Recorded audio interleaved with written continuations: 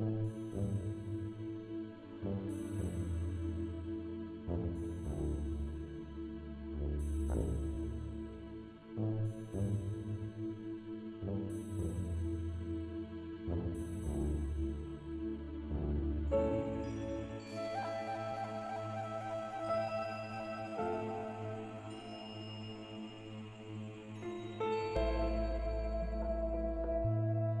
from Iași, Romania, and we have the blessing and the privilege of having C.S. Lewis Society here that started a few years ago. We have had several conferences. We started 10 years ago this journey of trying to promote C.S. Lewis and other kindred spirits in Romania. And we are here with this event online that happens twice or three times a year, which is great because, as I've already said, we have the opportunity of meeting great professors, great speakers, wonderful scholars talking about things that we love, like wonderful writers and their heritage. I represent the C.S. Lewis and Kindred Spirit Society.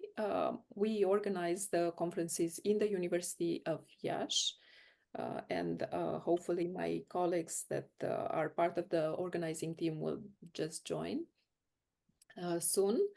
And the meeting today is meant to be an echo of the great conference on MacDonald that took place in May in Wheaton, organized by the MacDonald Society, whose co-chair is Dr. Kirstin Jeffrey Johnson, George MacDonald scholar, probably the most wonderful one.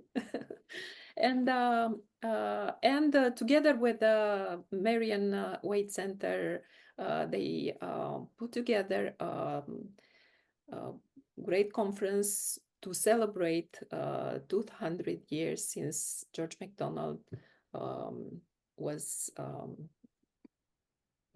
was born, and we to celebrate his heritage. It is he was an outstanding scholar, 19th century Scottish author, and we are going to hear about this from Dr. Kirstin Jeffrey Johnson and Dr. Trevor Hart, under the supervision and directed and moderated by Dr. Brenton. So I will just pass the microphone to him. I'm very exciting and in the same time very nervous because it's quite amazing that we are together here, and I'm looking forward to enjoy hearing the things that have been prepared. So, Brenton?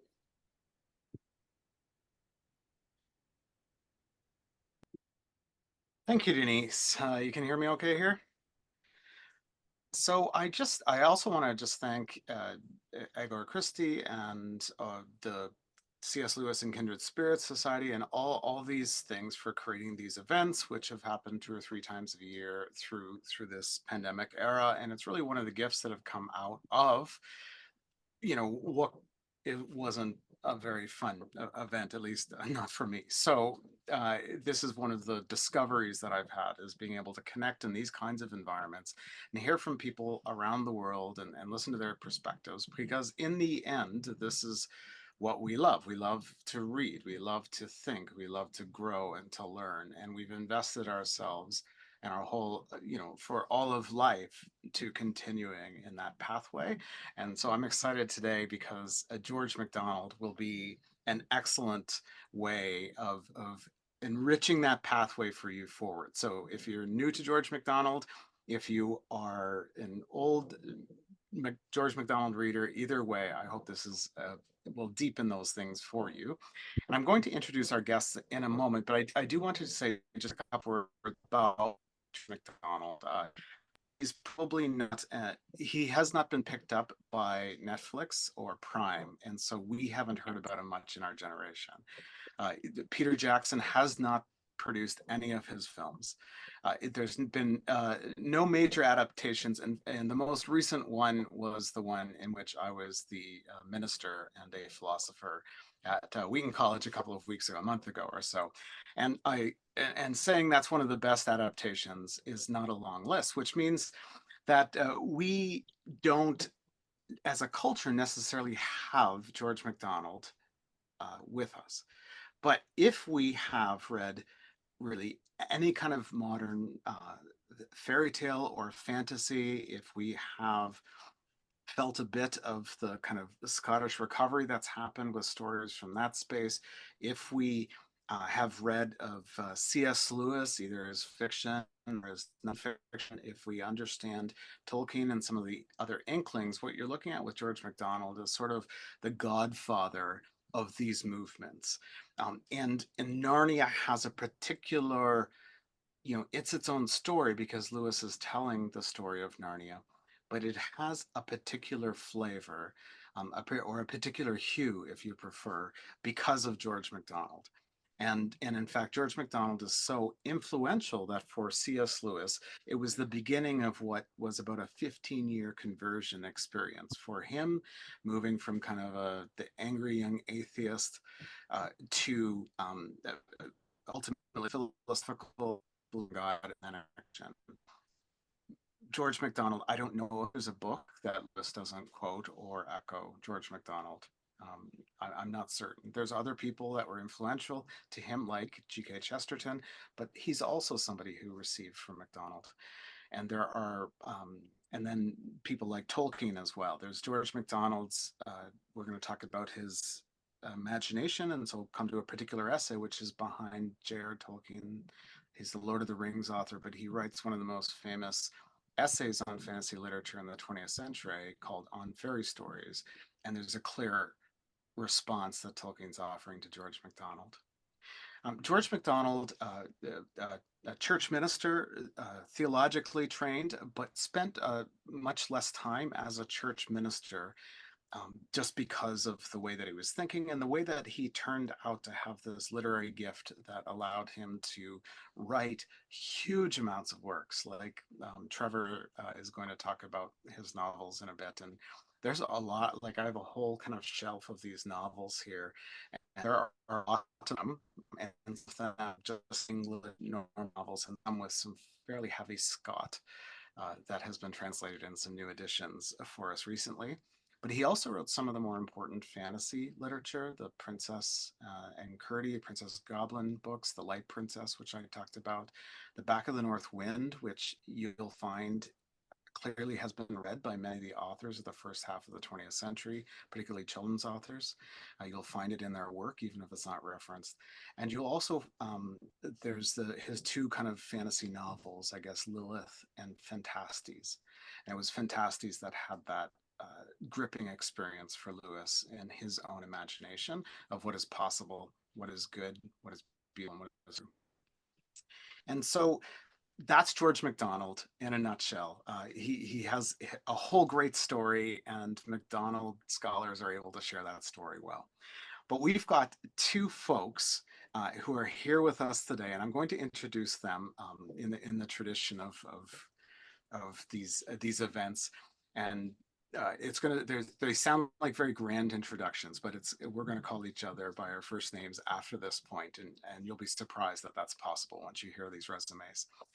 But I'm going to introduce them first, Kirstin, and then Trevor, and then but they each have given a proviso, and so I need to provide the proviso before we get going too far. So Kirstin is, like myself, a graduate from Regent College in Vancouver, and has a PhD supervised by somebody in our panel here, Trevor Hart, at the University of Andrews. Kirstin publishes, lectures, speaks, moderates. She does pretty much everything, but most of her work we don't see because it happens very locally in her own home, on her own space, in this homestead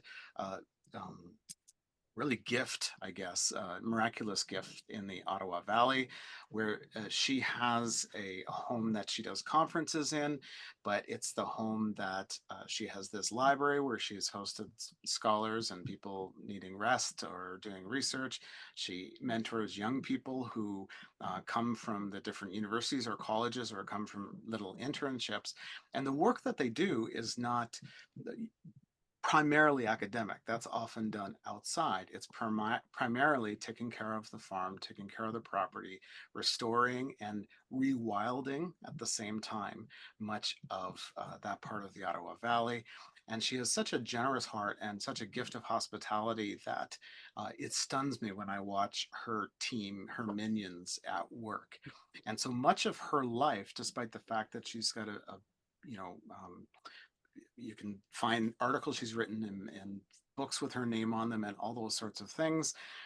Really, her most miraculous work in my mind is what happens one-on-one or in small groups at Whinstone Farm in the Valley, in Ottawa Valley, and the Lynn Lothing conferences that happen there or in thereabouts once or twice a year. So she is the theology, ecology, and the arts guru for us in Canada. So really appreciating. So let's do the invisible, quiet, awkward handshake for Kirstin Jeffrey Johnson. That's right. All right. Okay, now Trevor Hart. Trevor is the rector of St. Andrew's Episcopal Church in St. Andrews. He's canon theologian at St. Ninian's Cathedral in Perth. He studied theology at Durham and Aberdeen, and it was during undergrad studies in the 70s where he started to see theology and the arts having a relationship that began to build in him. And until 2013, he was professor of divinity and founding director of the Institute for Theology, Imagination, and the Arts at St. Andrews. He supervised many PhDs, not me. Not because he rejected me, just because I couldn't afford to go. But Kirstin is one of those PhDs. And if you actually look at the list of speakers and paper presenters, the MacDonald conference just happened, or one that will be coming in November, you will see that Dr. Trevor Hart has been influential to many of those people. He's been part of that work in one way or the other. He's got a number of publications, which I may include here, but most recently, Confessing and Believing, the Apostles' Creed as Script for the Christian Life. So I want you to welcome with me Trevor Hart. Okay. Okay. So the disclaimer, let's make sure your mic okay there, Trevor. You can hear me? Yeah, it's fine. Okay, good. So Trevor Hart, Dr. Hart, are you in the rectory office again? I'm in a different part of the rectory to the one I was in yesterday. I took your note of your comments about the surrounding objects and moved to my desk with a bookcase behind me. There you go. It does look very intellectual, fuzzy, but intellectual. It's fuzzy. So yeah, so Trevor starts our meeting prep for this discussion off by saying, I am not a MacDonald scholar. I am a theologian with a very interest in the rural imagination and MacDonald in that sense. And Kirstin Jeffrey Johnson responds by saying, I am not a theologian. I am a literary scholar with a particular interest in George MacDonald. And it's fair to say that I am not a George MacDonald scholar in any particular way, except his importance historically in literary ways and in my own personal reading, and especially for C.S. Lewis, who I do study. And so I want to start off with kind of the discovery story. How did you find MacDonald? If you couldn't watch a great adaptation on film, how do you actually find George MacDonald? Kirstin, do you want to just start briefly, please? Yeah, sure. I didn't stumble across George MacDonald. Rather, he was handed to me when I was about 6 years old by someone who said, I know you love Narnia. And so I think you'll love these stories about a princess and some goblins. And that was my introduction to MacDonald. And I loved it immediately and dove right in. I had a wonderful box set with illustrations by Pauline Baynes, who's the same illustrator as the Narnia stories, and a collection with the short stories, The Lost Princess and the Wise Woman, The Light Princess, The Golden Key. And from a very young age, they were just my rereads and rereads. And then, when I hit, and I read some of the younger adult novels, like Back of the North Wind. I read an abbreviated version of Sir Gibby by Elizabeth Yates, which was sort of the famous one early on, with a tartan jacket. And in my late teens, early 20s, I hadn't read MacDonald for a while, but then accidentally rediscovered him on the shelf of a friend, and at that point in time, not yet professor of mine, but man who would become a professor and mentor of mine, and a friend of Trevor's as well, Lauren Wilkinson, a professor at Regent College. And I came across The Golden Key and read it and was overwhelmed at how much sense it made of the Pilgrim's Progress. And I was at that point in time writing a paper on the Pilgrim's Progress. And that just sent my brain in all sorts of directions, because I was, oh my gosh, MacDonald's doing so many things in the story that I just remember as a fairy story from my childhood. And now I'm seeing all this intellectual engagement, this theological engagement, this literary engagement. And then I also started going, oh my gosh, and that's in Narnia, and that's in Narnia, and that's in Screwtape, and that's in, and so my brain just sort of exploded, and I was really keen to go back and study more on MacDonald.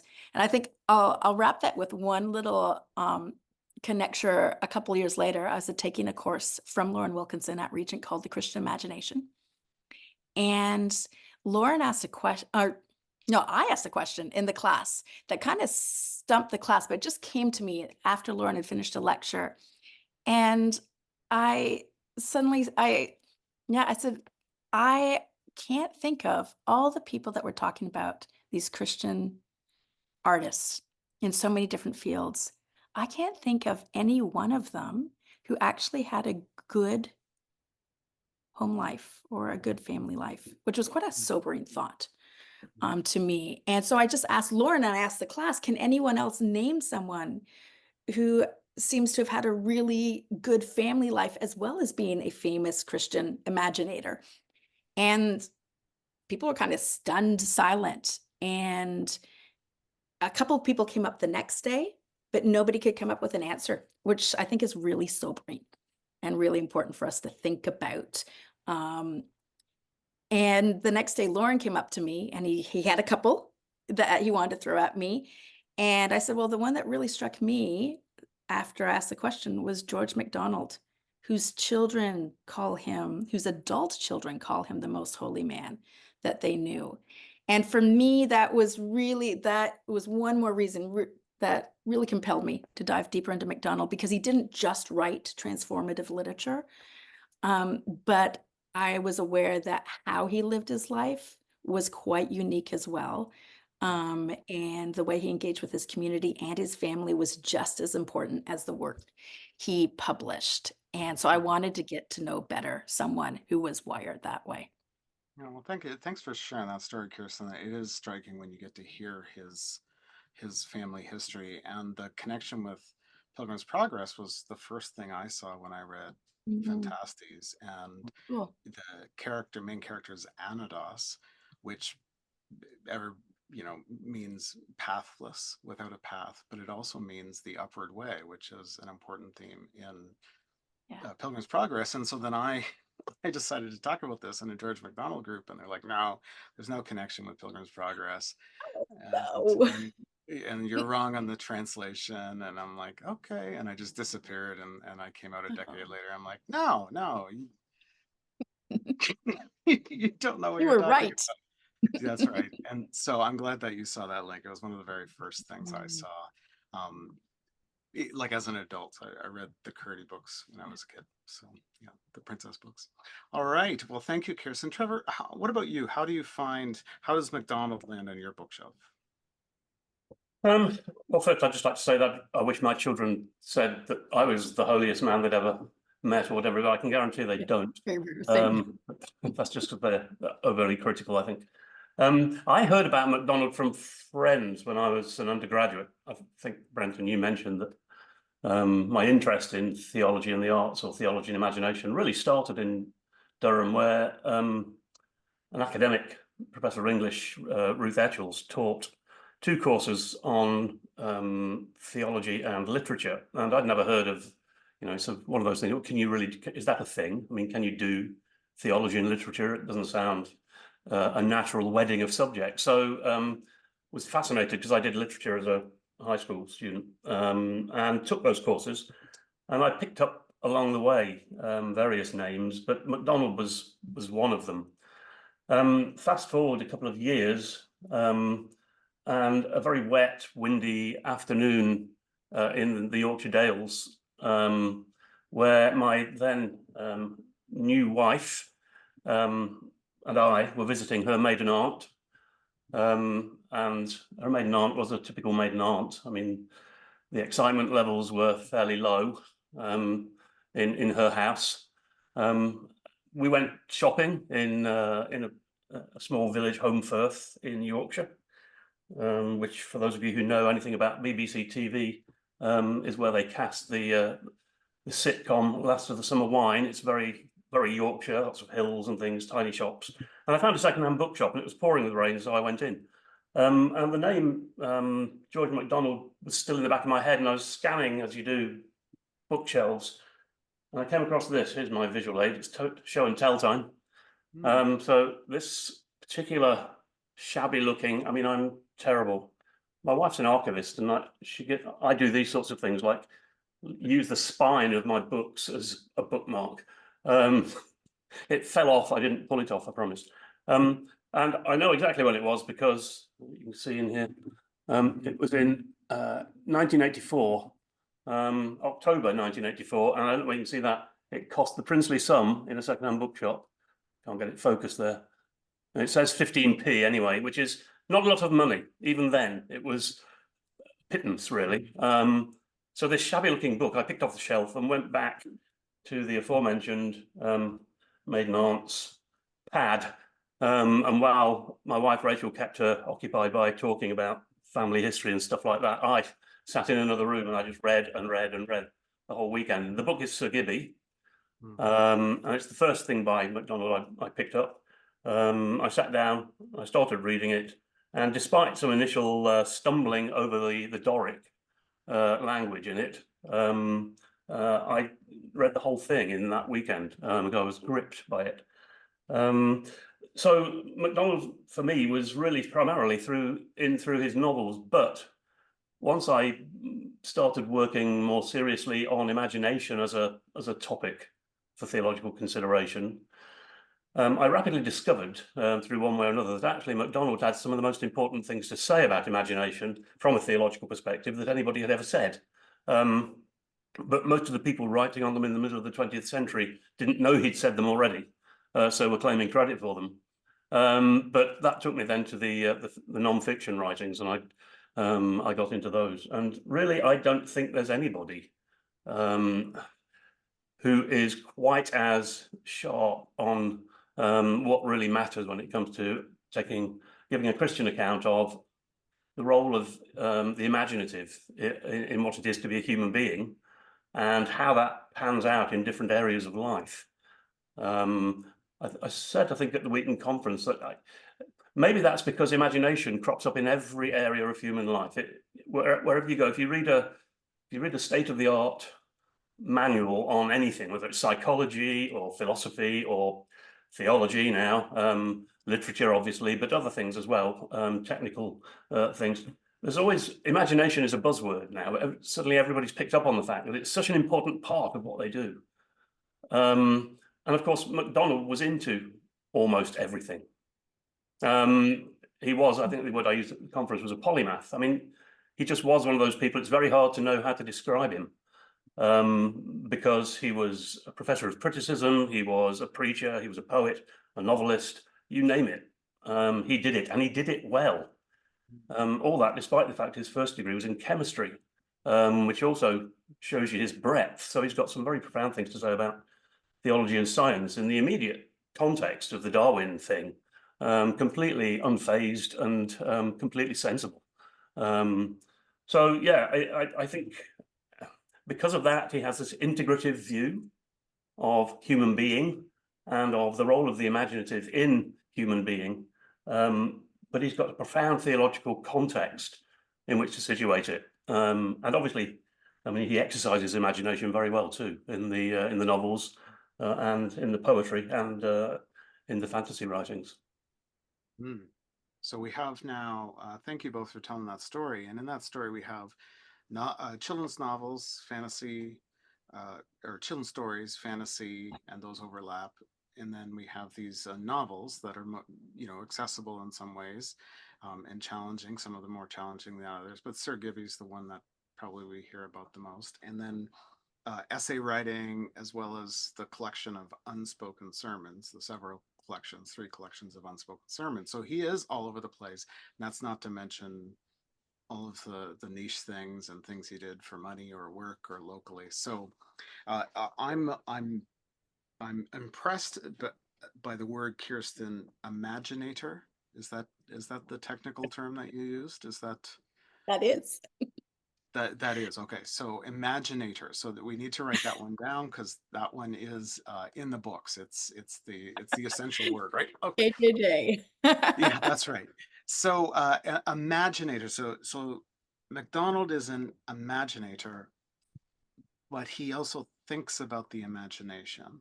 Okay. So what I would like to do is it means a lot of things in his work, absolutely. But when we talk about a Christian thought of the imagination or a theology of the imagination, how can we define that, or how can we think about that? And so first I'm going to ask Trevor if you could conceptualize that, help us visualize that a little bit. And then if Kirstin, if you could start to make some of the connections, either to his personal life or to some of the stories he told. Does that sound good? Yeah. So Trevor, what do we mean by the imagination in this particular sense? Okay. Well, or in any sense.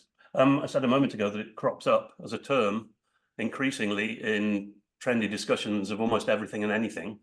Because people have suddenly realized again how important it is. And that's following a period, I think, during the late 19th century, most of the time of the 20th century, of relative denigration of whatever was deemed to be imaginative relative to reason, okay?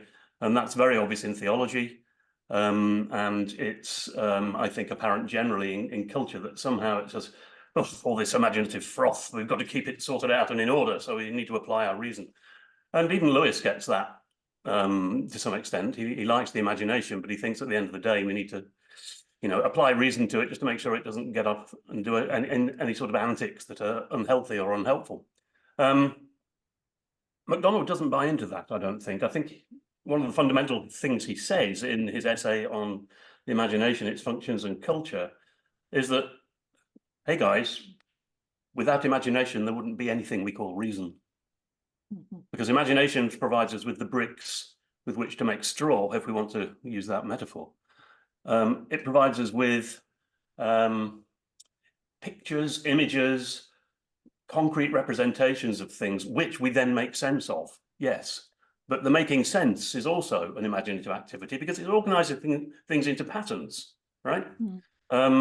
So he's very, very good, I think, and sees very early that it's not really helpful to say it's a 2-horse race. We've got imagination over here, which is this thing which invents things and sees patterns and all the rest. And over here, we've got reason, which is the cool-headed, white-coated checks and balances. As if, and really what happens is in one period, the one is given the edge and the other one falls behind. And really to address that, we've got to then foreground reason in order to keep him out. I mean, MacDonald's take on it, that's just not how it is. Reasoning and imagining are 2 parts of what it is to be a human being. Why we use language the way we do, who knows, but really they're all mixed up together. It's not the case that reason is an imagination-free zone. Mathematics is the most imaginative science available. One way of thinking about the imagination, I think, is that it calls to mind or it makes present in a particular way things which are not actually present in experience. That's one way you might think about it. So memory is an imaginative activity. Prediction or thinking about the future is an imaginative activity. which means too that knowing that something I'm looking at has another side to it, which I can't see, that's also in some sense an activity of the imagination. I round things off, I complete them. I know that there's more to it than I can see. And for MacDonald, of course, that's very, very important, because one of his fundamental things is there's far more to reality and to the world than what we can see. Not just that we can see at any given moment, but what we can see at all. And the reality of the non-material, let's say, the depth, the mystery, the more to this than we seem to have, all of that relies for him on an imaginative engagement with things. So I think probably he would say, I don't want to put words in his mouth, I would say, and I hope he would say, actually, imagination is really it's a particular way of using the mind to come to things.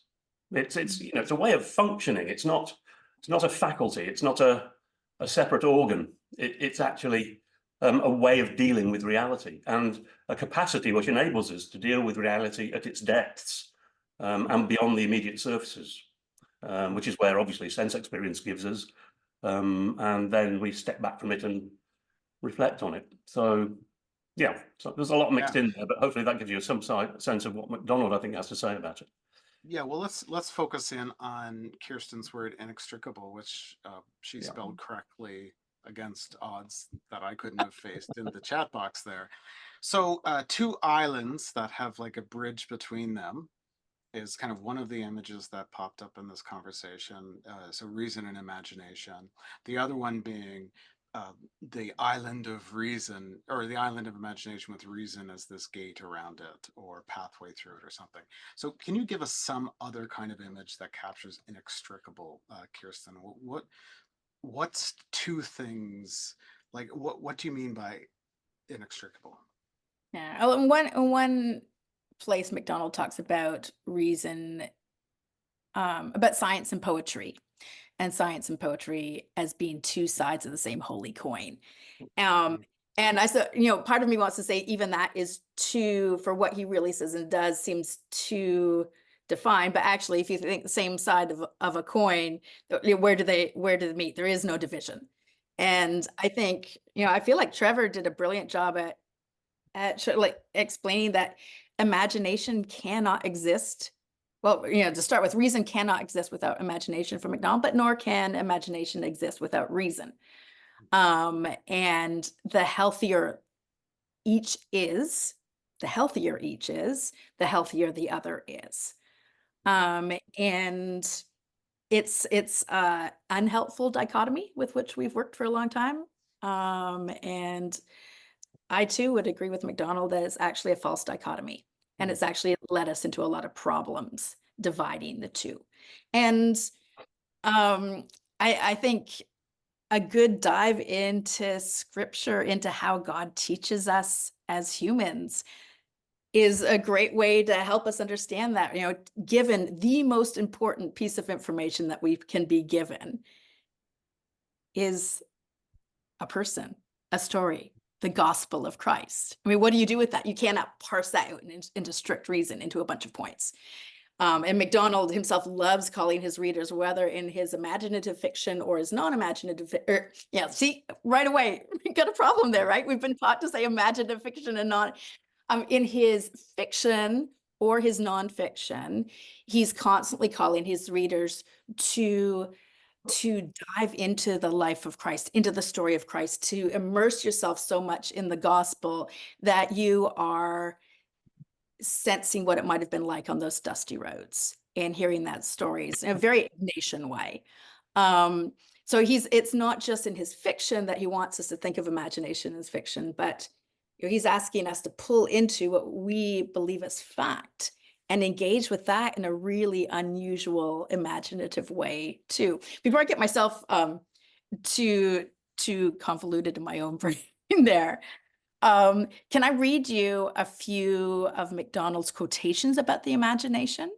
Yeah, please. Yeah, that's good. And I'm glad too that you said the accidental imaginative fiction, because we want to emphasize that we're not replacing kind of the old creative, the word creative that has slipped out of practice with imaginative. It's something creative is important in a different way, and is connected, but we don't mean just thoughtful or like buoyant or something like that. So yeah, please let's do this. And where are you reading? What are you reading from? I realize here I've got, I just popped on a sheet a bunch of different quotations, and I don't always have the source. I think actually most of these quotations are from the essay that Trevor referenced, The Imagination, Its Functions and Its Culture, which is a seminal essay. And actually, maybe even, well, mentioning it, it's a good place to highlight how important this is to MacDonald. MacDonald gave lectures for 40 years on literature, and that was his primary vocation. Occupation was as a literature teacher. All of his lectures were only on British authors or Dante. So he only lectures, whether he's in Italy, France, Ireland, Scotland, Wales, England, Canada, the US, all these places. He only ever gives lectures on British authors, Dante, and his one written lecture, all extempore, except for this one written lecture or versions of it on the imagination. So all he lectures on is British literature, Dante, and the imagination. And I think that's really important. And his lecture on the imagination, which becomes the imagination, the essay, The Imagination, Its Functions and Cultures, appears first in several journals, like the British Quarterly in 1862, 1867. Somebody might be able to catch me on this side on the date on that. But he gives lectures that are variations of that as well. But those are the only things he lectures on. So this is really important to him. To inquire into what God has made is the main function of the imagination. To inquire into what God has made is the main function of the imagination.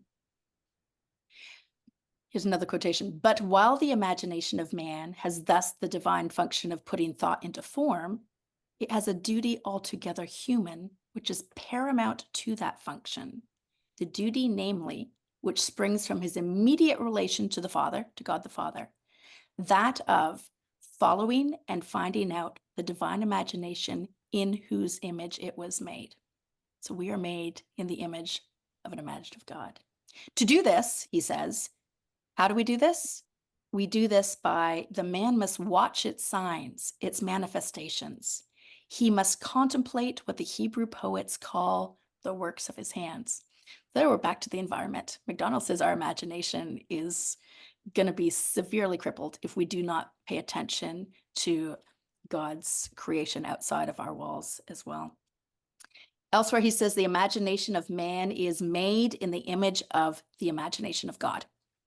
Everything of man must have been of God first, and it will help much towards our understanding of the imagination and its functions in man if first we succeed in regarding aright the imagination of God, in which the imagination of man lives and moves and has its being. That's one of MacDonald's favorite scriptural echoes, in which the imagination of man lives and moves and has its being. Okay, I'll give you three more, all pretty short. These next two are from The Fantastic Imagination, which is a shorter essay. The truer its art, the more things it will mean. So he's speaking of a story here, but art generally. The truer its art, the more things it will mean. When such forms are new embodiments of old truths, we call them products of the imagination. New embodiments of old truths, we call them products of the imagination. And this next one, the best thing you can do for your fellow, this is one C.S. Lewis loved. The best thing you can do for your fellow, next to rousing his conscience, is not give him things to think about. Oh, listen, ye pastors, not to give him things to think about, but to wake things up that are in him, or say, make him think things for himself. And that's what I think MacDonald does supremely in his literature, is he doesn't tell us what to think. Through story, he follows the example of the gospel of Christ, the story of Christ, follows what we are called to do in the Shema, which is to retell the stories again and again to our children before they go to bed, with our friends around the table as we walk along the road. we're called to retell stories because the stories will wake things up that are in us and make us think things for ourselves. And the last one is, a wise imagination is the presence of the Spirit of God. So I'd love to know what some of those things have pulled out, either Brenton in your head or Trevor's head, just being reminded of some of those things. How long have we got? I know. It's so rich. As Trevor said, it's crazy that more attention hasn't been given to some of these writings. I mean, Lewis's on stories, Chesterton's Ethics in Elfland, Tolkien's on fairy stories, Barfield's poetic diction. There's so much that people are excited about in those texts that come straight from these essays, but there's also so much more that hasn't even been explored sufficiently yet. Brenton's muted. Oh, he's not. He's unmuted himself. Yeah, no, thank you, Trevor. I'd love to hand that to you. Just you Okay. ask how long you have. We have a few minutes, and we'd love to just do your theological thing. Bring that, contextualize that, or play off that. Yeah. First of all, when you ask Kirstin about an image, interestingly, an analogy for the imagination-reason relation, I mean, I was immediately thought of Lewis's image about grace and works, which is, sorry, faith and works, you know, which is the most important blade of a pair of scissors, right? Ludicrous question. And the other ones that, you know, breathing in and breathing out, right? I mean, we can all try it if we like. We're all online. Let's have a go. We can breathe in and we can refuse to breathe out because it's not as important to breathe out as it is to breathe in until it is. And then we have to breathe out and then we breathe in again because both things are a reflex of the other. And you can, you know, find yourself doing slightly less of one and more of the other, but they belong together and they were meant to be together. And really, they're just two sides of the same thing. We distinguish between them because that helps us think about them and talk about them, but actually they're not two separate things. The same is true, I think, certainly for MacDonald anyway, with reason and imagination. What is the sound of one hand clapping? It's trying to use your reason with imagination. Right? Exactly. So, I mean, you just can't have one without the other. That doesn't mean, though, and I think this goes back to the question about, you know, imaginative literature and non-imaginative. I mean, we use the language in that way because culture has tended to use it in that way, and we sort of know what it means, and we're not really denying, or if we are, we're wrong, that, you know, non-imaginative literature has no imagination in it, or doesn't rely on imagination, or certain sorts of activities of imagination. But I tend to think in terms of quotient instead of IQ being, you know, whatever it is. I talk about the, you know, the imagination quotient of an activity, or sometimes we have to be more imaginative to deal with something. Sometimes we can get away with being less imaginative. What we can never do, if MacDonald is right, is avoid the activity of imagination altogether. Just as sometimes, you know, we are doing something far more imaginative in the creative sense. We're making things up. We're doing it for fun. We're not really. Now, okay, that's a perfectly legitimate activity of imagination, but it doesn't mean that reason's not involved, because we immediately reach for all the classifications and things that we know from having learned, you know, there's that whole discussion in MacDonald about how the laws in one world relate to the laws of another world. And so we can be imaginative, but only with the materials that we've already got, and we can change them, but we have to start with them. So yeah, they're just mixed up together in a rich way, but they do function in different ways in different contexts, I think. Yeah, I mean, going back to the question of you know, the divine imagination and the human imagination. I mean, I think one of the things MacDonald does, which I find very refreshing, is he's willing to use the language of the imaginative to characterize God. Now, you know, that is not part of a heavy part of the Western theological tradition's way of characterizing God. I have sometimes done alternative readings of Genesis 1 and 2 with students and pointed out that, you know, a lot depends on how we hear words spoken, not just the words themselves. So I've tried to get them to read, I get them to read Genesis, and I get them to read the, you know, let there be passage. And they all go, let there be this, and, you know, as if God is this sort of let there be, and there was. And that's great. That works. Because giving commands is it's a metaphor, right? But it's an important one because God functions in some ways like a sovereign lord, or like a suzerainty, a king from the ancient Near East. Right. Okay. Now let's do it differently. Let's go. This is a work of art that God is making. How does God say that?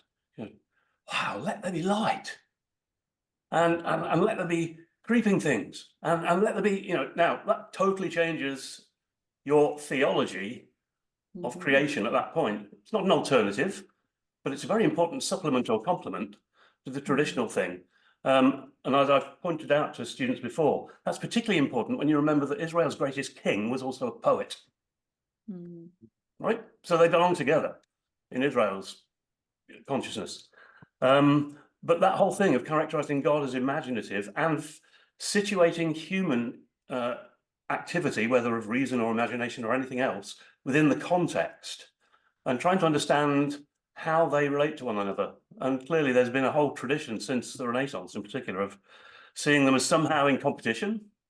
So that the human capacity for one thing or another is fated and made much of, and begins to sound as if, well, God couldn't really have done this had it not been for us guys. And it's okay because we can bear the load, we can take the strain, we're clever, and we're strong. And of course that runs into the sand in terms of a very aggressive humanism. But having said that, the alternative is not simply to see God as it were, being overbearing and doing everything.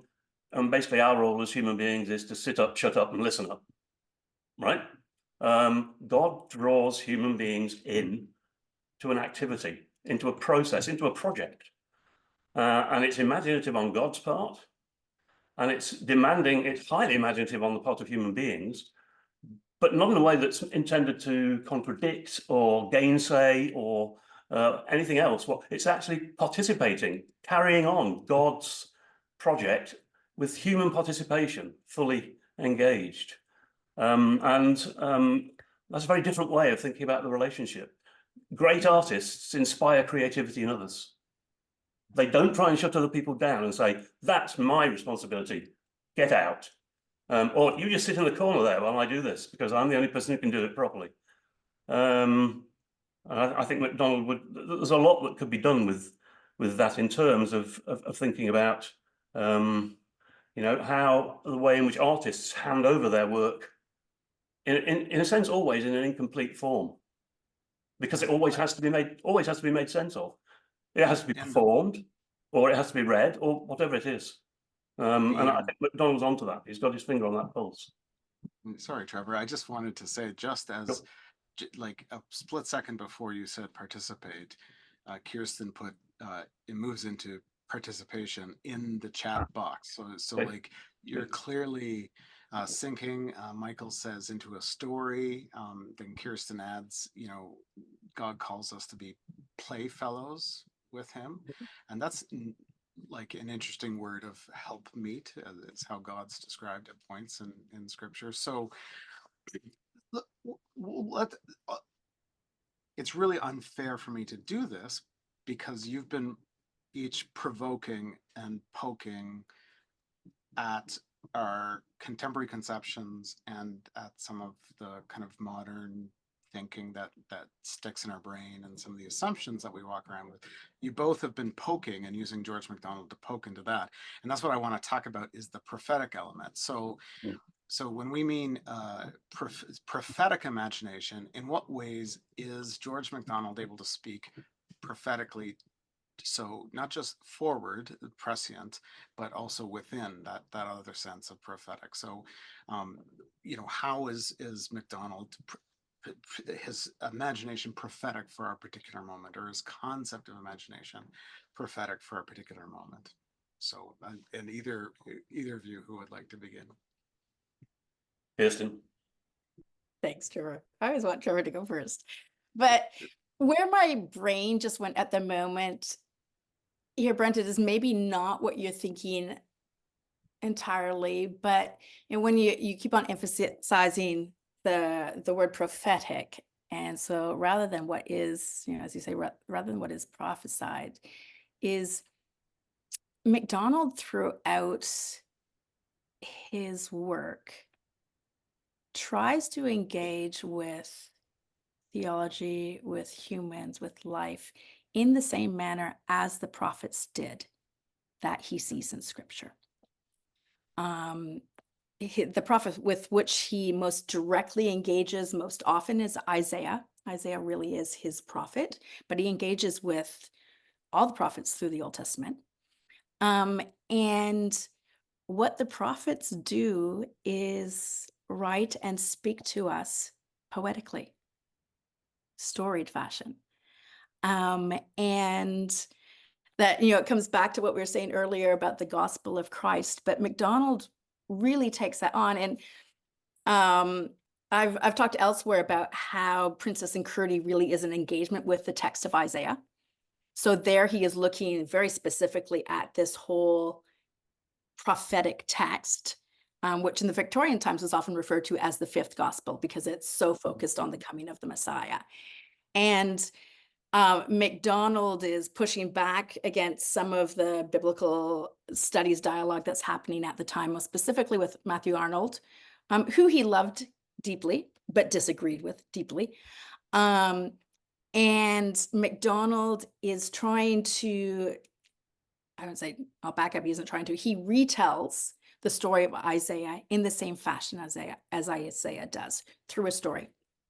And so he very successfully, I believe, transmits all the ideas that you will find in Isaiah, all the theological concepts into which we are called within another story that is directly engaging with that text. If you want to look for direct references or quotations to Isaiah within that very successful fairy story, The Princess and Curdie, there's well over 100 direct Isaiah quotations. So he's doing this very intentionally.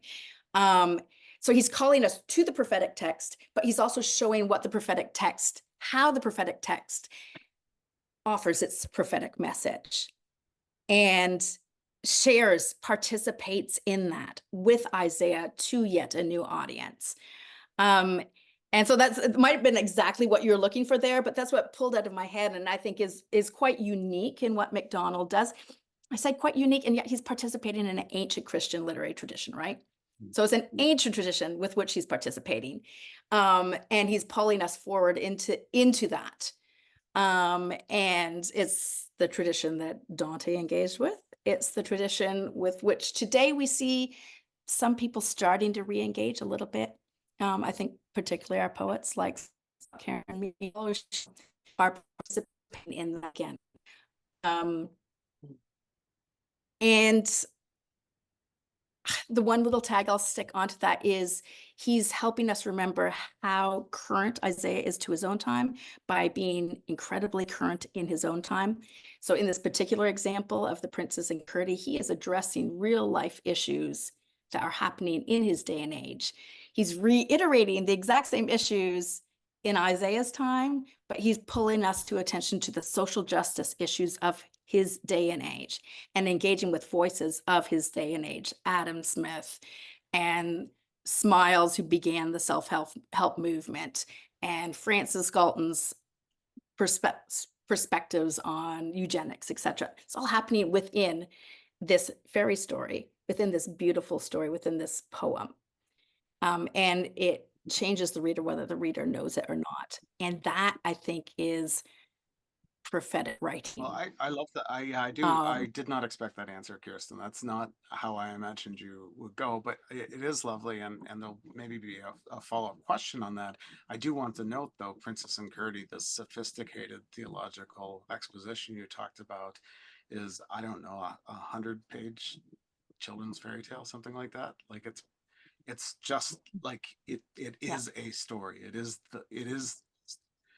Never out of it's never print. out of print. Good story. It's a story you pick up. I read it to my son at a campfire, like in a campground, and it works exactly on that layer. So So I love that kind of prophetic element. Trevor, what about for you? Like, Kirstin gave kind of one perspective answer. If we were to say that MacDonald has a prophetic imagination, what would you mean by saying that?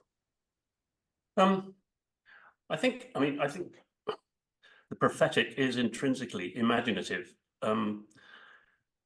What a prophet does, one thing that a prophet does, is to see things differently than the given or sanctioned way of seeing them, whether that's enforced by political regime or by popular culture or by the market or whatever it is, and to enable others to see them, which is, of course, also what an artist is really doing in one way or another, broadly, is to see something differently and to help others to see it differently. Now, you know, seeing is an intrinsically imaginative act, right? We forget that because we just think, oh, we open our eyes and there it is and I see it. But, you know, William Blake, I think it was, wasn't it, who said that, you know, two people see things radically differently. I mean, someone's hungry sees an apple one way, someone who's an artist will see the apple very differently. And somebody who's a retail capitalist will probably see it differently again and want to know how much they can charge for it. I mean, it's, in a sense, you see the same thing, but you don't, because we never see things in isolation. We set them against a background of desires, assumptions, meaning making, contexts. And so what we see is actually significantly different very often.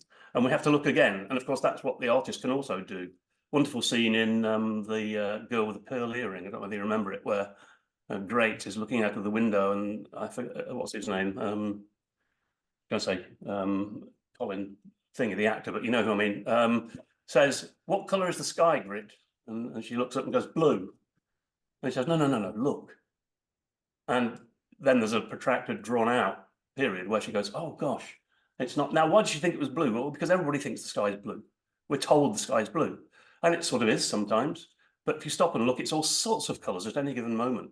And again, an artist or a prophet, by stopping and paying attention and engaging with other ways of seeing things, I think really, whether you're looking at the Old Testament prophets or any other sort of prophetic activity, it's largely bound up with setting the things we experience, setting the things that we encounter against a different backdrop, which changes their significance for us, might change their value for us, might change their priority in our scheme of things.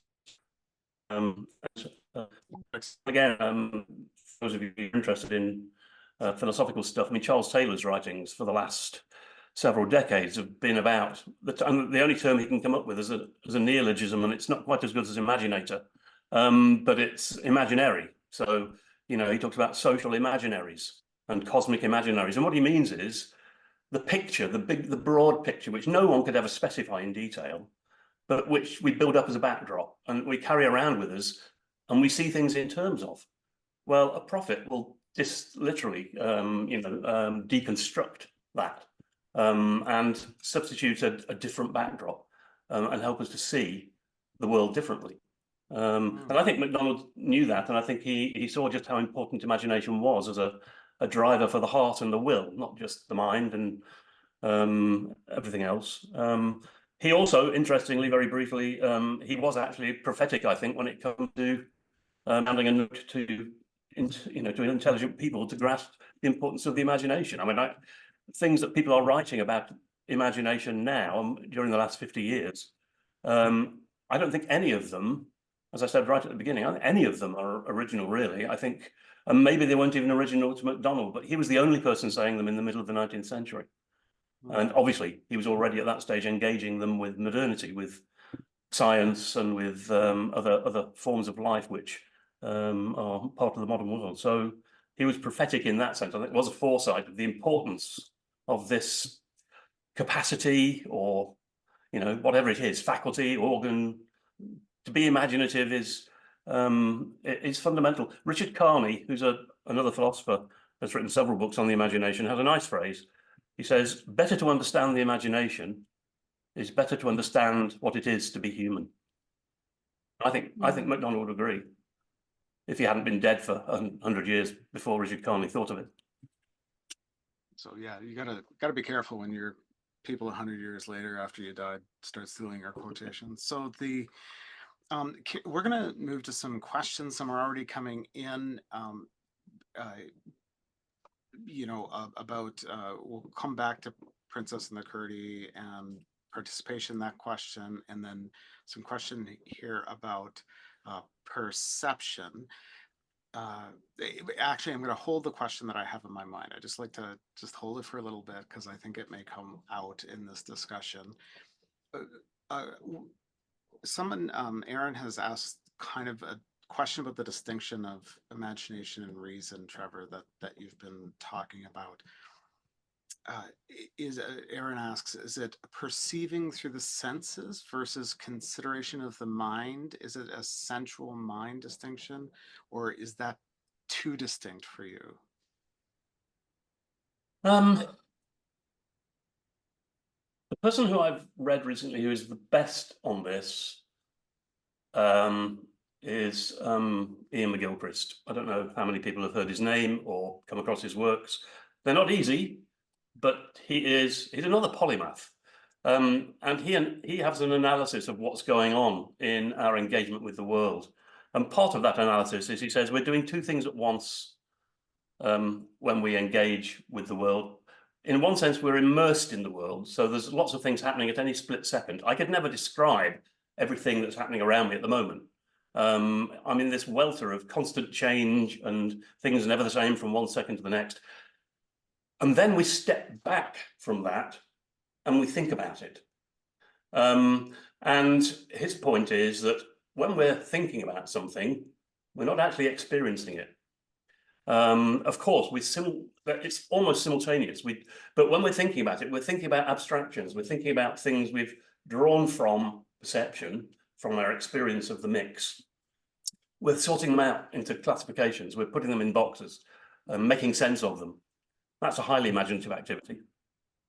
But his point is that actually there's a certain sort of imaginative thing going on already when we're engaged in the mix, because although it's not neat and tidy and static and easy to make sense of, we see connections all over the place. Things are connected. And we see those connections, and then we step back and try and make sense of the connections. And sometimes they're not at all obvious. And a connection crops up between something over here and something we've never associated with before. And when we try and articulate that, we can only do so using these weird things we call metaphors. We know there's a connection. We can see the connection. We're convinced of it, but we can't make any sense of it because really those two areas of description of human life are so radically distant from one another. And there's a lot to be, a lot of very interesting stuff to be made of that. But that's why I don't like drawing too sharp a line and borders around these capacities, because when you actually stop and look, rather than talking in terms of abstractions like imagination, reason, sense experience, I mean, those are useful because we have to talk about things in ways that are defined, and we slide into the analytical in order to do it. We differentiate things in order to relate them to one another. But actually, very often, they're not even distinct from one another in reality as we engage reality. And so that's why I don't just want to avoid dichotomy. I actually want to encourage people to question the distinctions, at least at one level, of our dealings with these things. That they're actually far more mixed up together than we generally give credit for. MacDonald was writing in the middle of the 19th century, or the early 19th century, and I mean, he just bought in himself to what was called a faculty psychology. So the psychology of the day was telling him that, human beings have a reason, they have a will, they have imagination, they have these things. And, he started with that, of course he did. And so even he uses those terms. He'll talk about the imagination. As soon as you hypostasize it, you actually set it over against other things and give it an identity, which is, its very own, and it can't possibly be anything to do. Well, I think that's very unhelpful. And I think he does too, because what he goes on to say about it challenges that from first to last and talks about the things being mixed up. And if you want to use a theological analogy, then, they're sort of perichoretically intertwined. They're shot through one another. You can't be reasonable without being imaginative. You can't be imaginative without making sense of things. That doesn't mean to say that the way you make sense of things is always right. And it doesn't mean to say that the things you're imagining are always good. I think there's a question to be asked, and we haven't raised it, but we probably don't have time, but about the imagination and the moral. Because, you know, there's this whole tradition of thinking the imagination is, even MacDonald, you know, gets close to it when he says that thing about the Holy Spirit, you know, the presence of imagination. But of course, it's a wise imagination. It's not the sort of imagination that engages itself trying to devise a more efficient torture chamber. That is one of the most imaginative activities known to human beings, and we've been very good at it. So, you know, the imaginative can be bad as well, but they are mixed up together. The reason can be bad, you know, reason can be flawed, reason can make errors. So, yeah. Right. So it's helpful to have some distinctions because to talk about things, to conceptualize, to visualize things. But we recognize, so like we teach psychology, sensation and perception are two different chapters in the foundation textbook. Ian McKilligress sort of breaks those and interrelates those, make them more integrative, make them more holistic. Reason and imagination has that sort of thing. It's you know, faith and was a faith and works with Lewis and the scissors. There's a circle, that a hermeneutical circle. There's a coming back and forth that we can't break into, and it's kind of incarnational, isn't it? The word becomes flesh, like you know, that's a person, not, and that word logos is logic or reason in the way that we're talking about it, right? So, but it's not just that, obviously, right? But why I think it's important, this isn't just a sort of interesting academic discussion about categories we use to describe things. These things seep into the culture and they become politically and morally and spiritually damaging. And of course, MacDonald's whole take isn't simply to say, I know more about the way human beings work than most people. I mean, he does, but that's another matter. It's to point out the realities so that we get away from the unhealthy fascination our culture has with instrumental reason, with everything being explicable and definable and reducible to economic value, whatever it is, and the downplaying of the importance of the imaginative and, you know, crudely, the sort of way in which the distinction between the arts and the sciences, you know, the sciences have been championed because of their economic benefit. You know, universities will set up a new department of whatever it is, as long as it can bring in money and generate money for the economy. Whereas try and set up a new literature department, where after all, we're only talking about, you know, poems and, you know, I mean, you can feel it because the things are already there, but he's tracing the history of that from this sort of analysis of psychology and saying, you know what, if we carry on like this, we're going to end up with a society of people for whom everything that matters is reducible to, you know, beans moved around on a counter or whatever. And we lose touch with the genuinely human, which is tied up so much with the other, but they belong together. Again, he's not championing the one over the other. We really have fallen into that. Was it Snow, CP Snow, and the two cultures? This dividing, and then what we do is we divide up. And then we restrict, right? We reduce it to those things. Kirstin, there's a couple more clarifying questions that I think could be helpful, but I wanted to give you a chance just if you wanted to add something, just because you've been adding in the chat there a little bit. Yeah. I think I don't think I can add much to what Trevor has given us that will be helpful outside of that. Just my brain goes back to some of the stories. And again, how MacDonald, his reasoned way of addressing social ills of the time is by not writing a diatribe, not writing letters to the editor, not writing an argument as to why people born with dwarfism are just as important as people who aren't. Single mothers are just as important as mothers who are not single. That the eradication of creatures because of land grabbing, whether those creatures be human or non-speaking creatures is wrong. Instead of addressing those, vivisection, that was another big one for him.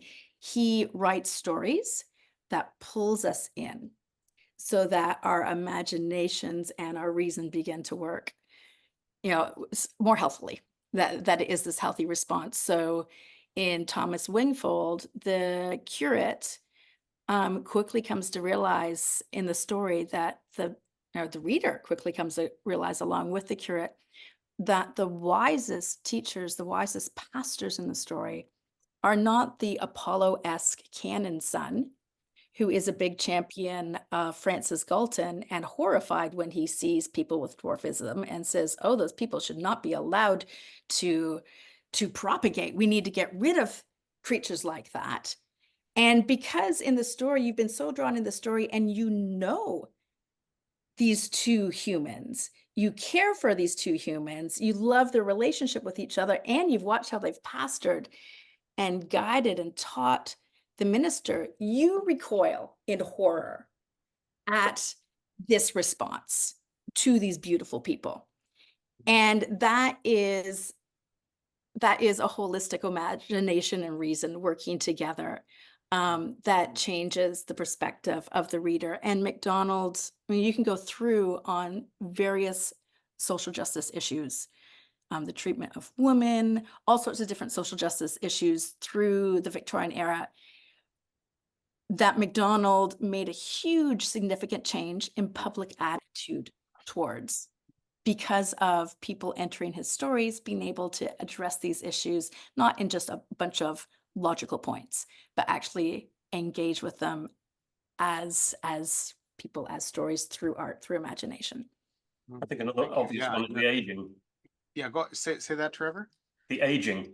I mean, if anything's a problem for our society at the moment, surely, in Western societies anyway, it's the huge the demographic. I mean, the huge numbers of people who are reaching an age where they become, in inverted commas, a burden on us. And actually, MacDonald has remarkable numbers of characters in his novels who are certainly not living in clover, but I mean, are cared for, well looked after, because they are some of the most important people in the story. They're valued, loved, respected, rather than shuffled off to care facilities. And that's a powerful depiction, but it's also a powerful situation. It already was in his day, but I think they had a better attitude mostly than our society seems to. And it's part of the same thing. It's part of what matters, what's important, what's valuable. Yeah. So that people come to devalue themselves. It's not just that other people, I mean, I come to think, I don't want to be a burden on my family. So I get to this age, so what do I do? How can I avoid that? How can I, so yeah, I think there's a lot there. There's always the ice flow, right? We can be set out metaphorically or otherwise. There's a couple of people have made the connection so there's a moment in C.S. Lewis's The Voyage of the Dawn Treader, and I also have a scene of the grandmother in the Princess books where Lucy, the kind of prime human character in Narnia, there's this bolt of light that comes out into the darkness, and everyone is thirsty for light, and so they stare at the light, but then she looks up along the light, and then she sees a cross-shaped image of hope. And so Lewis had this idea of two ways of looking at things, and he didn't want to privilege either, but he also wasn't like Snow and keeping those two things apart, right? Like, and so is that a helpful thing, or is this really new ways of seeing or new ways of applying the imagination to reason and life and everything else? I think that the image. Oh, sorry. Go ahead, Trevor. No, okay. I'll just say quickly and let Trevor riff off of this. The image that pops to my mind is right away is one that MacDonald uses a lot in both his nonfiction and his fiction, and that's the image of a snowdrop. And he talks about how and he's really talking about scientism. He says the person who wants to completely deconstruct and tear apart the snowdrop and look at every petal and every little stamen and pistil And that's all they do, and actually doesn't look at the snowdrop as a snowdrop, and can see how the snowdrop is that early announcement of the coming of spring, this tender, fragile, delicate thing that pushes up through the snow in the symbol of resurrection, and then just hangs there so beautifully and delicately against all the odds, against all the weather, against the ice. And every season brings us new hope and a promise of a resurrection. If the scientist does not see that, then the scientist is going to fail as a scientist. And for MacDonald, you cannot, similarly, if you don't look at all the different pieces, you're going to miss that too. But this wholeness of viewing things, and wholeness not being just a physical wholeness, but a metaphorical wholeness, if you will. Yeah, because I mean, in terms of the value of things, I mean, the wholeness of something is not just about where its skin is. If take the boundaries of my existence or some of the skin, but actually no. I mean, my meaning and my value, if I have any, is about setting this physical reality in its wholeness within a different sort of context, a moral, spiritual context, with all sorts of considerations to be brought to bear. Those things aren't there for the scientists to examine, pull apart, and look at, and that's okay, because science is a particular way of doing things, and it has some very important benefits, and within its sphere, it's perfectly legitimate to pull things to bits. But to treat the pulling to bits as if by doing so you explain the reality, I mean, MacDonald was already clearly onto that. And the privileging of the exploded diagram, as it were, like a Haynes car manual, and this is the reality. This is what it really is. Unfortunately, I can't get it back together, and I can't drive it anymore. Tolkien is the same, actually. His poem Mythopoeia, I mean, that's full of this. It's things aren't simply what we think of them as being. They're much more than a scientific analysis. Nothing wrong with calling a tree.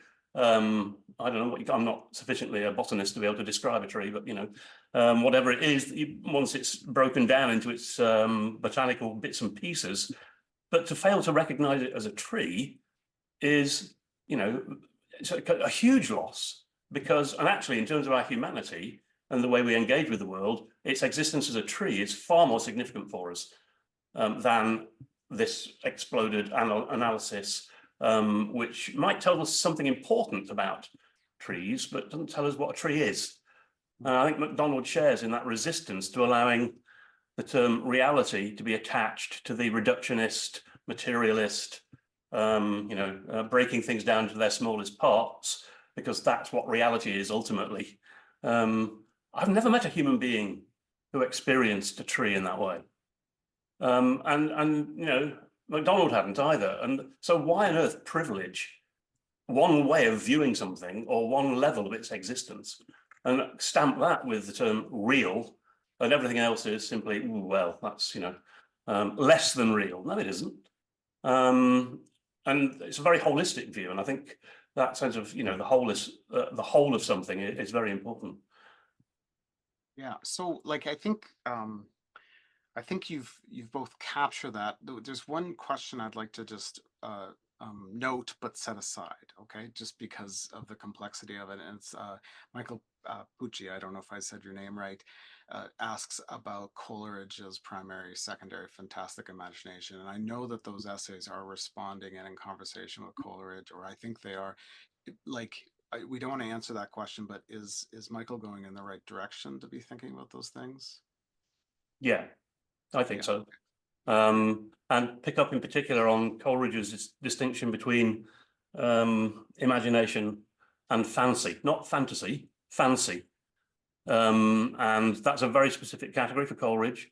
MacDonald's very careful about how he uses the language, but basically imagination is something that penetrates into the reality of something, whereas fancy is a sort of playful reorganizing the pieces on the board, but the pieces are already there. And I think for MacDonald, that's there as well in the background to his reflections on what's going on when we engage in certain ways with the world imaginatively. Yeah, I think that's, and someone else has asked about the biography. like Coleridge's, it's not an essay, this long poem conversation, Biographia Literaria. Is that a place to start, at least imagistically, in making those connections? Yeah, it's very, I mean, that essay is as important in its way as MacDonald's essay, but much as I love Coleridge, I think at the time when he was writing that essay, he was going through some crises in his life, and I think actually MacDonald's is a more reliable account of things. But you know, Coleridge is a fascinating figure, and MacDonald was indebted to him, but he wasn't completely taken in by him, I don't think. I mean, just to say what I mean by that, for those who know anything about it, is, you know, his whole the great I am part of that poem, where he likens imagination to the to God, basically, and you know, he's playing with fire, and he knows he is, but it owes far more to Schelling and Kant than it does to the Bible, and he knows that. And later he eschews some of the rather incautious language he was using at that time in his life and in his career. But his emphasis on the imagination brought people like MacDonald back to think about it again, and I think that's really the key thing. And then set it in a slightly more modest and measured theological frame, and say, hang on a minute, only God. There's a bit of a gap, Coleridge, between, you know, the great I am and what's going on even in the best of our imagining. That's why I think MacDonald is so concerned to say, let's not forget the gap between, you know, the one who is called into being and those who are called into being. Well, I think that's one way that Lewis is also engaged in Coleridge, and Owen Barfield is responding. And so they're all trying to work this imagination, reason, all of this out. In one way, I think Lewis does carry on MacDonald is by the otherness is essential. Like there has to be the what he calls the taste of the other, right? There has to be the gap, right? We don't collapse distinctions. We don't. It's you know, not all things are falling into one. There needs to be at least some divorce between some space for otherness, for beauty, for communication, for love. So Kirstin, you did you want to respond in terms of like imaginative connections? Because you were peeking forward. You mentioned another Voyage of the Dawn Treader example of Eustace. You know, a star is a ball of fire 1 billion miles away, or that might have been from the Lion King, but it's a Lion King is referring to Eustace, I think, and then of course the wise person at the moment says, well, that's just what it's made of. It's not what it is, right? And that the isness of things is not reducible to definitions, right? Kirstin, did you want to respond? Yeah, I'm afraid my brain got stuck back a little bit. I think Lewis, and this is where Lewis is great, right? I think Lewis's reframing of that in the Eustace comment is beautiful. Like that's the snowdrop, right? Yeah. That when the star says to the bewildered Eustace, you know, who says, you know, my world, a star isn't a person, it's a ball of gas. And he says, even in your world, my son, that is only what a star is made of. And that's what MacDonald's is calling us back to. My little tag on where my brain was stuck at the end of what Trevor just said is back to this quotation that we are made in the image of an imaginative God. So, you know, the great capital I imaginator is the one, you know, we are made in his image. So there is a distinction there because we are made by him and then called into making, which is back to this playfellow image, and that God is calling us to participate with him. And MacDonald loves that image of us as being playfellows with God, which is, if I can move us a little, Brenton, into the childlikeness theme, which is so crucial, absolutely crucial for MacDonald. That's where, you know, to be playfellows, we have to engage with wonder. We have to be childlike. And MacDonald, throughout his corpus, is challenging us not to be childish, but to be childlike. And, you know, his very first sermon that it gets published is this, you know, he brings our attention to the passage of scripture that says, unless you become like one of these, unless you become like a child, you will not enter the kingdom of heaven. pretty crazy blunt statement. So then what does it mean to be childlike? Which I think to be childlike means to see the snowdrop again, to see the ball of fire again, to write Narnia and have children bounding on Aslan's back. That is to be childlike. And for MacDonald, that's a really crucial concept. Lewis talks about that concept in MacDonald, but I think it often gets overshadowed and mixed up when we talk about MacDonald was really good at reminding people that God is a loving father. And he's pushing into a time where God is seen as the condemning judge. And even his obituaries talk about how he shifted the populace perception of that through his lifetime to the loving God, that MacDonald actually played a really important role on that. And I think a lot of us in the 21st century have kind of got that concept, but what really I think a lot of people have not got is the crucial part contingent on that is if God is our loving father, he is calling us to be children. What does it mean to be childlike? I think we often hear that passage as adults, like where, God is the father of us as adults. And MacDonald's reminding us, Christ says you must become as children. And if you do not become like children, you will not enter the kingdom of heaven. Well, what the heck does that mean? What does it mean to be childlike as opposed to childish? I think it's more radical than that. Yeah, go ahead, Trevor. Sorry, Trevor. I think it's more radical than that. If we go back to the thing I was talking about earlier about the Genesis 1 and, imagining God not sort of, as the great suzerain saying, let there be this and let then all the minions scurry around and do it because God's bigger than they are and he's got a big stick. Very efficient way of getting things done, but that's the image we tend to have when we, and God said, let there be, and there was. But go back and imagine that, imagine God before let there be snowdrops. And then, the sense of wonder and joy, which isn't really a high part of our doctrine of God very often. It needs bringing to the front that actually God steps back from the world having created it and is glad because he knows that it's good. And that's not what sort of judgment is that? I think it's that precisely that sort of wow, wow. Oh, well, I could have maybe done without those, but nevertheless, it's wow, Now, I think that actually what that tells you and the childlike thing is, think about a father who is great with children is also a father who will get down and enjoy playing on the floor. And I think there's that note in MacDonald that God is not just and he's not just the father who loves us, which he certainly is, and that's the biblical image we work mostly with. I think he's also the sort of father who loves nothing most to get his sleeves rolled up and get down on the floor and share in that wonder and that joy at what he has made. I think that's really quite important, because then childlikeness isn't something that we we have simply to think of us in that metaphor, but actually there's a childlikeness, not a childishness, in the heart of God, and God's play and God's joy in the world and in engaging with his creatures. And I think I'm sure that's there in MacDonald. I'm sure. In a sense, MacDonald's almost constantly reminding us that God's down there on the floor waiting to play with us. Sure. So get down there and join him. Yeah. I went to the Wheaton conference, and my paper was largely about childlikeness as a key to understanding, and I didn't know how much I was going to have to explain. I was paralleling MacDonald with Lucy Maud Montgomery MacDonald, was her full name.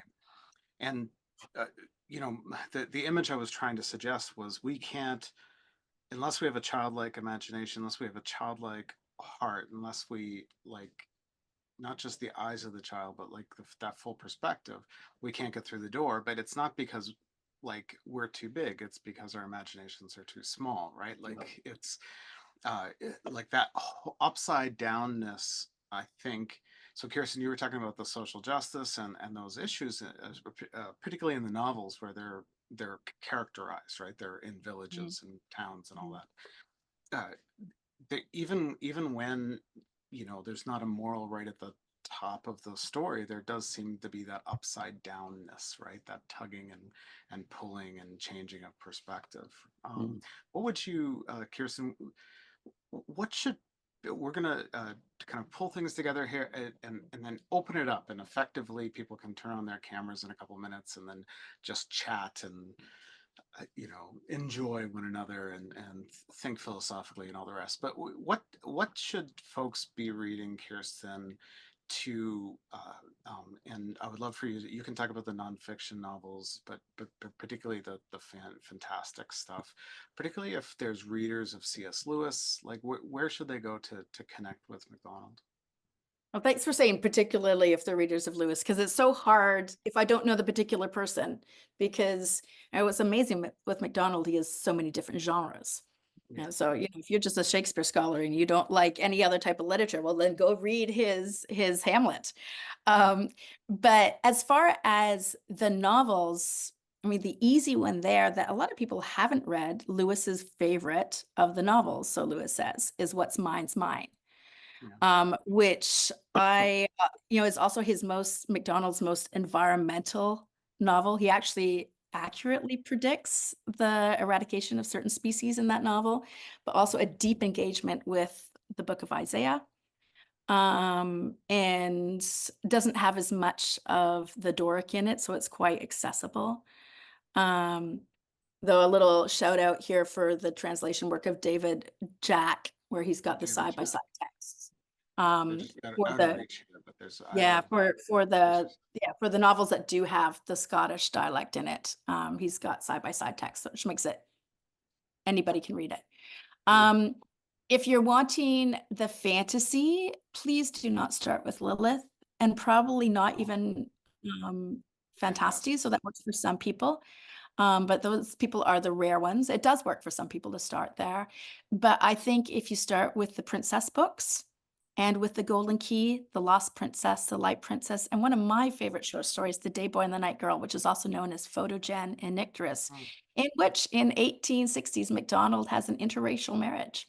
And, you know, he has a Black protagonist female. Despite all the pictures you will see, I don't know of a single illustration of that story that doesn't show Nycteris as white skinned and straight black hair. She's Black, she's African. But I think those stories are great, starting with those shorter fairy tales, to dive into his fantastical reading and read a handful of those, and then you'll be ready for Fantastes.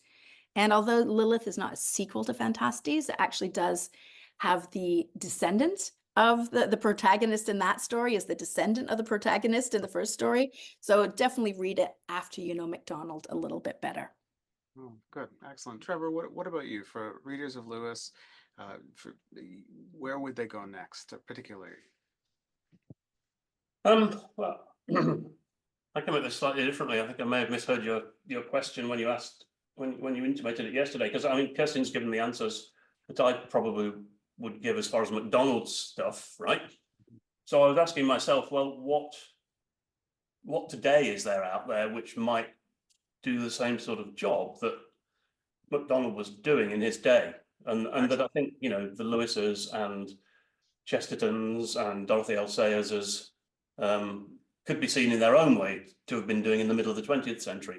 Where's the heritage? Where's the, you know, where's it gone? And I think it's difficult to say, but I particularly find actually one very good example of someone who talks about the imaginative from a Christian theological point of view in a very helpful way is somebody I know that the fellowship is thoroughly familiar with, and that's Paul Fides in his book, The Promised End, which is a series of essays on how we engage theologically or as a matter of faith with things to do with death, the end times, those sorts of things. And it's a very, very well written. It's really an analysis of how the imagination works in enabling us to get to grips with reality of that sort, which is very remote from our current experience. It's extremely good. And his other book on between, what's it called, Freedom and Limit, which is a book about theology and literature, is also exceptionally good. Again, they take a bit of reading, but he writes very well, very clearly, and I think is a very shrewd analysis of the things we do. In terms of other writers, I've got one who's a Christian writer and one who isn't, because I don't think that, as MacDonald himself would insist, all truth is God's truth, right? So one is Madeleine L'Engle, who I do really rate fairly highly as somebody, engaging not only in a way, but at a level which is more accessible to many readers. I'm not thinking about folk here so much, I'm thinking more about readers in the church, and so easily to read, and writes both about literary imagination and the importance of it in shaping faith and so on, but also writes imaginative literature, and I think that combination is quite important, actually. And the other person is somebody quite different, but not very different at all in one way, and that's Ursula Le Guin, whose material I have found incredibly helpful, and increasingly so. I think she died 2 or 3 years ago now, but again, someone who wrote fantasy in a very sustained and almost epic scale, in fact, incredibly compelling. And for all that she, isn't viewing the world through explicitly Christian eyes, I think her way of envisioning the world and the way she imagines it in her literature is incredibly rich, and does actually capture the sorts of the same sorts of values and perspectives and priorities, and asks the same sorts of critical questions about things as a MacDonald or another. But she also writes, again, she writes non-fiction largely about writing fiction, and is exceptionally good. I just find her very, very insightful. And I occasionally disagree with her when she says things about Christianity, but that's okay. I can live with that. She's really understands what's going on. One more, and I don't have a copy of his books here, but if you want a novelist who's doing the job that Lewis, I think, and MacDonald and Chesterton were doing, but it's very different, and that's Cormac McCarthy. Yeah. I mean, anybody who doesn't know his novels, don't start with The Road. It's not very cheerful, but start somewhere else. But his stuff is just, an incredible imaginative take on where we are in the world and the things that matter and what it is to be human being, wrestling with sin and redemption and all those things. So I really found his novels to be exceptionally good, and I would think that's a great way in for somebody wanting to come at it from a literature perspective. Good. Okay, good. Okay, thank you both. That actually went in 2 directions, and I think there were good directions. Kirstin, in a moment, if you're not, if there's the gap, if you would just kind of write some of like the Princess book, some of the things that you mentioned in yours. I tried to capture Trevor's as he was speaking here. That would be just dandy. Let's open it up. You folks feel free to turn on your smiley face box hello things, and not that it's not a free-for-all, but you would love to kind of hear your voice. If you'd like to raise your hand, I can recognize and give you a chance to share. I'm just gonna change this to the gallery view so I can see folks. There we are. And would welcome you to have your thought. If I didn't capture your question as they were kind of moving fairly quickly, and as the conversation moved on, you can feel free to say that or re-say that, and I may press just for a bit more if a question becomes niche, or just so that everybody can understand, or comment so everybody can understand. Okay, so let's go. You can, in fact, you can also add to Trevor's list, which is moving forward, which is thinking MacDonald like prophetic imagination within creative arts today, literature, nonfiction, and fiction, in one direction, and then others is how, like what Kirstin was talking about, how to get into MacDonald, how to discover him.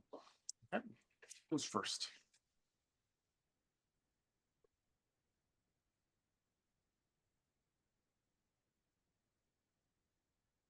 Okay, as well, somebody's getting up the courage. Can I just say one thing that ran through my head, Brenton? And that is, folks, before the conference, the Prophetic Imagination, I read the entire essay, The Imagination, Its Functions and Culture, out loud. And I've studied that piece of writing for over 20 years. And I was blown away by all the new things I heard and saw in it. So that is, we didn't, Trevor and I didn't list that, but it's obviously the primary work we've been talking about today, and especially started off with. And it is just a truly seminal work of literature and requires much time to delve deep and return to again and again. So I'd really like to encourage that. And anybody who's actually wanting something as an easy way in from a slightly different angle, I'd say the essay Sketch of Individual Development, which is contained in the same volume, Dish of Orts. That's also incredibly good. And there you really do see MacDonald, the Christian intellectual, being, fairly patient, but nevertheless firm about some of the dogmas and prejudices of the day in terms of attitudes towards faith rather than reason, and imagination rather than, and it's exceptionally well done and quite compelling. And I think probably as close as MacDonald got to anything autobiographical, although he never says that, but one can almost see it as a, between the lines and a substrate to his own early biography, really. It's very good. So, and I've just put a link there, and I would just want to clarify, this is a technical historical thing, Kirstin, because you're the MacDonald expert.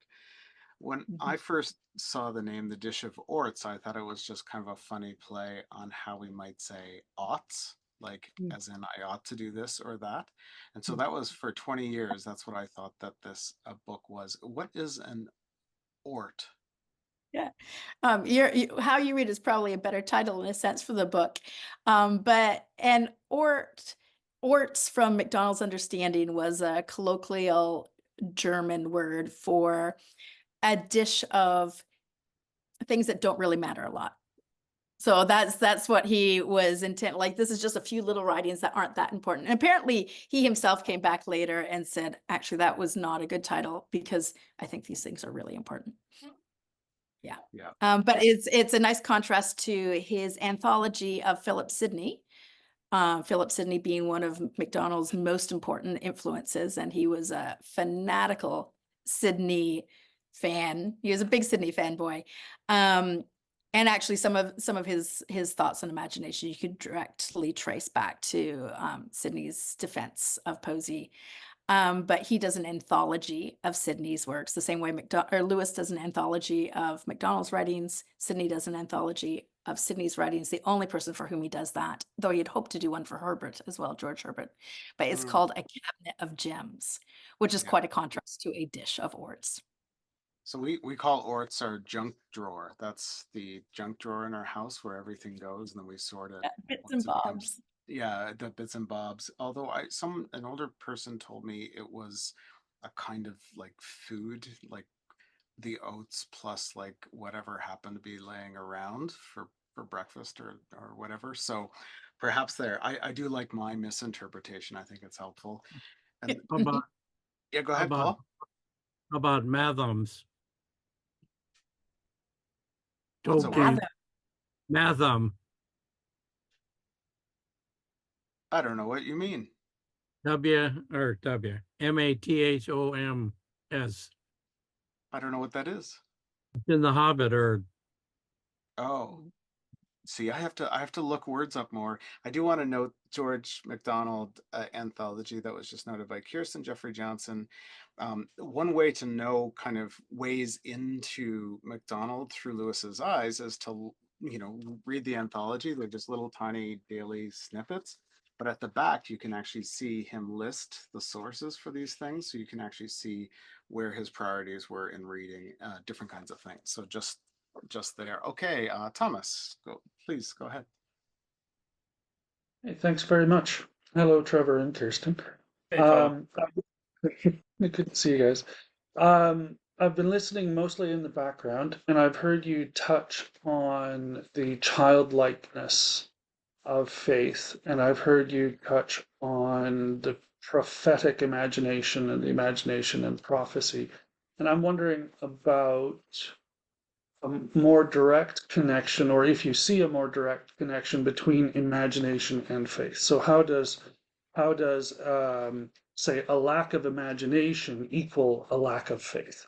And part of what I'm thinking of is the story where Jesus returns to his hometown and can do no miracles except for heal one or two people because they had such a lack of faith.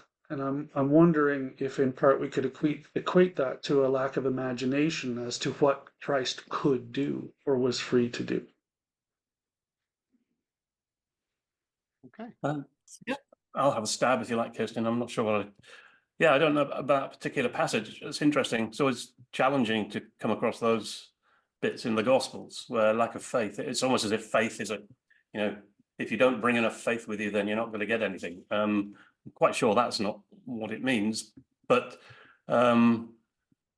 if in order to receive something, you have to have a certain sort of imaginative disposition, then receiving it is going to involve the imaginative, and failing to have the imaginative means it's not that it's not there for you, it means you're just not receiving it. I'm not quite sure how to parse that, but without making it sound a bit conditional, but it's not meant to be. Going back to the childlikeness, I wonder whether the kingdom of God, no one can enter the kingdom of God who doesn't become like a little child. I don't know that the kingdom of God might actually turn out to be the sort of place where a little child flourish rather well and requires the sort of sense of wonder and completely unbounded openness to things that, so if you're not like that, it's not that you don't get a ticket, but you'll need to be like that in order to enjoy the kingdom of God, because that's what it's like.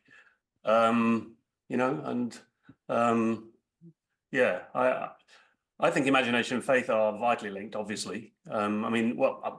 I'd say to people, what do you have in your mind's eye when you're praying? I mean, exercising faith at that very basic level, they go, oh, well, I have a picture of God as this. Well, I mean, all that's, an imaginative relation, maybe a healthy one, maybe a less healthy one, might need tweaking. But we use, we draw on our mind's eye, on our capacity to picture things in dealing with God, because God is not, manifest in the way that things in the world are. So we require it. But I think more to the point, the way God deals with human beings, if we take scripture as a central element of that, from first to last, is highly imaginative. I mean, to what shall we liken the kingdom of God? I mean, hey guys, let's do some imagining here. What do you think about this? I mean, parables are just an imaginative form of drawing connections between things and helping people to do that, and taking their imagination captive and then reshaping it in some way. And in the parables in particular, that's because the rug gets pulled out at the very last minute quite often from under people's assumptions. They think they know where the story's going, and then suddenly they find, uh-oh, you're the bad guy. So, that's capturing people's imagination, taking them along with you. That's exactly what Kirstin was talking about with MacDonald in his, the way he deals with moral situations. You indwell a person or a perspective, and suddenly what happens to that person or whatever it is in the story happens to you, and you respond to it, because that's imagination draws you in to the point where you have to respond to it in that way. But Jesus' ministry is full of things like that, full of it. And, I do think that, if anything, faith is more fundamentally based around imaginative responses than anything else. I think God takes our imagination captive and draws us into a wholly different world, which is in a sense the same world, but of course it's not the same world, because everything's changed. We can't see it the same way, and we can't live in it the same way. So, yeah. Kirstin, your refined answer now, please. No, I think that's beautiful. Yeah. That was very concise, Kirstin. But I will, going back to the Princess Goblin, Princess Curdy books, the those books are about the capacity for imagination expanding, Yeah. growing or relearning or reconfiguring or seeing in new angles. I think they work well that way. Good stuff. I'm just, as we're chatting here, just putting some resources that we had gathered in the chat box for folks that want to follow up. I'd love another thought or question. Follow up on these. And Paul, I did put in what mathoms were from the Tolkien Gateway there, just because I had to do a little research myself.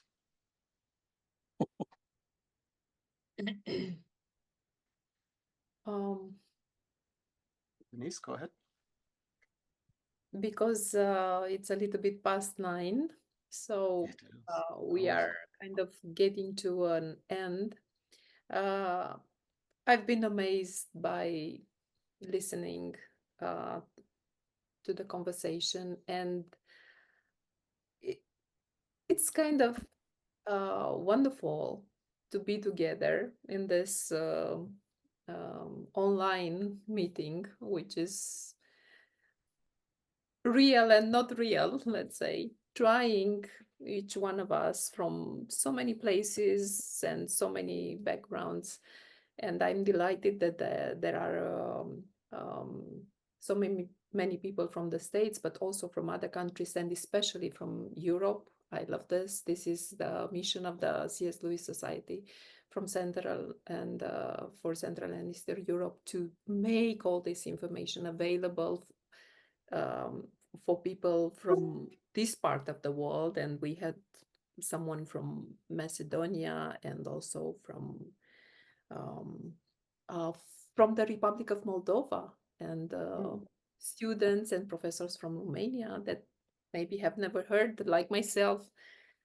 We don't know about George MacDonald's here. And it's not only about him, but this quest of each of us to try to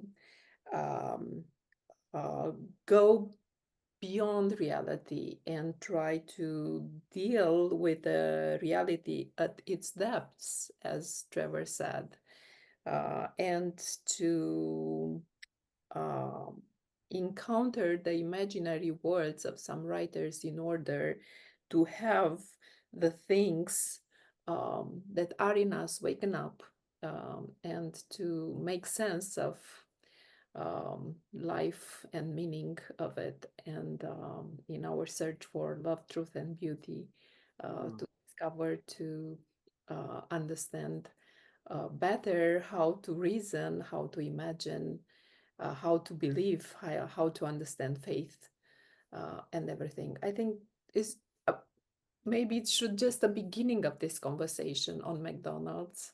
There are so many topics that have been touched that I would love to continue.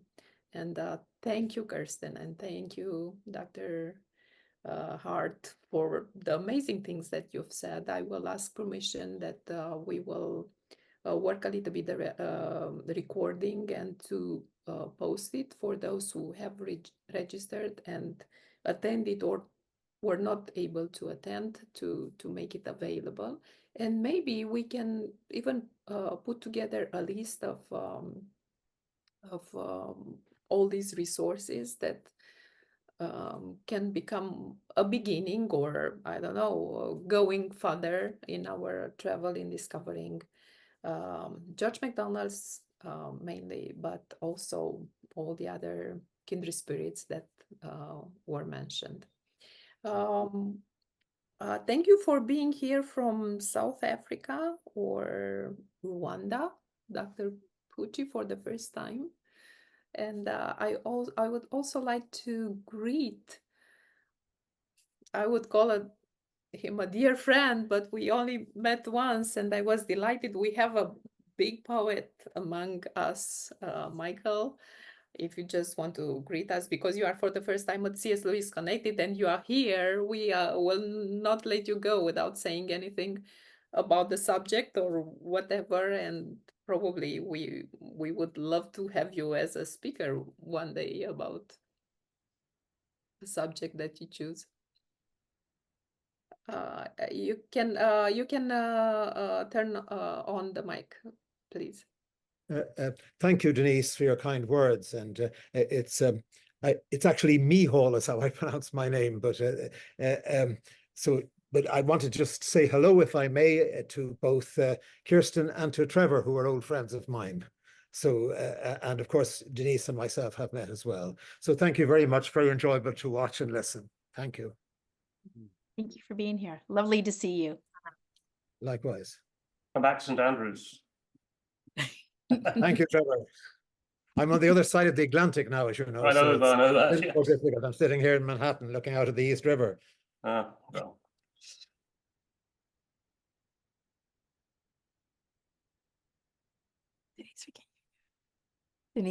Denise, we can't hear you. Denise needs to also put on mute. Yes, yes. I'm sorry that I cannot mention each one of you.